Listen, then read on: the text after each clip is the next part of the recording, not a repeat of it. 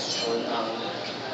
Will you be attending the inauguration of President-elect Rodrigo Duterte?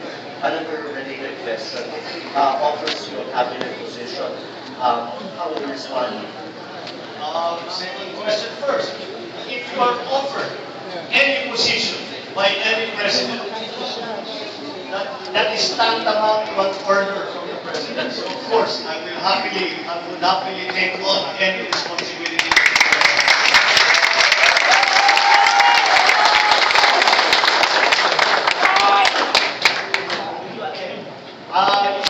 Again, in the same manner, when you are invited by the president to come to his inauguration, you go. And of course, I was invited.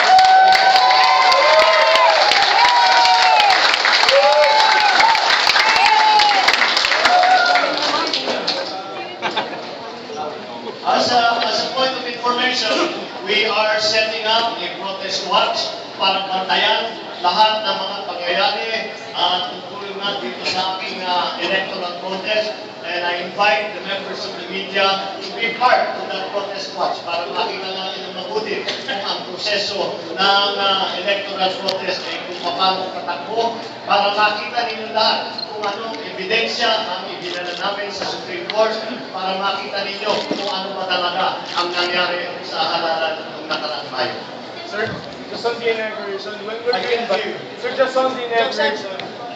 Sir Joseph Wallace at GMA7, just on the inauguration topic. When were you invited by the President? And it was a personal invitation by him? Yeah, they are always personal invitations. Yes, I received an invitation a few days ago, and I got a telephone message as well.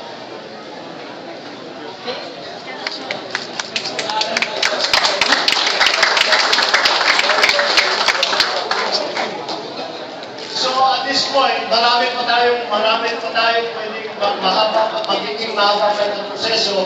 Kaya unang-una, ulitin ko, inaayahan ko lahat ng ating mga supporter, lahat ng mga members sa media na pagbantayan ninyo itong proseso nito. Bukod pa ron, lahat ng may hawak na ebidensya. Malapit na ang araw na hindi na kayo kailangan matakot dahil hindi nyo na sa akin. Lahat ng ebidensya kung meron kayo, lahat ng testimonya ninyo, lahat ng mga affidavit ninyo, at ito ay magpapakita kung ano talaga ang katotohanan sa nakaraang May election. So sa lahat ng supporter ko, sa lahat ng mga na supporter ko sa nakaraang kampanya, ako'y nagpapasalamat sa inyo.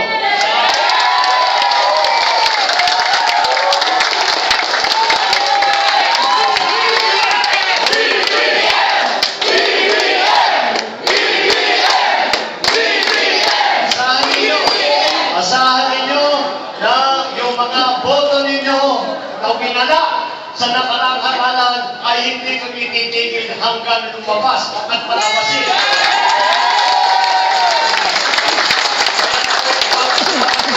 Sa mga nagsuporta sa akin noong panahon ng kampanya, ako'y nagpapasalamat din sa lahat ng mga lumabas na nagbigay ng ebidensya, nagbigay sa akin ng tulong sa protesta, at in anticipation, ako'y nagpapasalamat sa mga magdadala pa ng ebidensya at lahat ng mga dokumento na makakatulong dito sa aking protesta. Maraming salamat.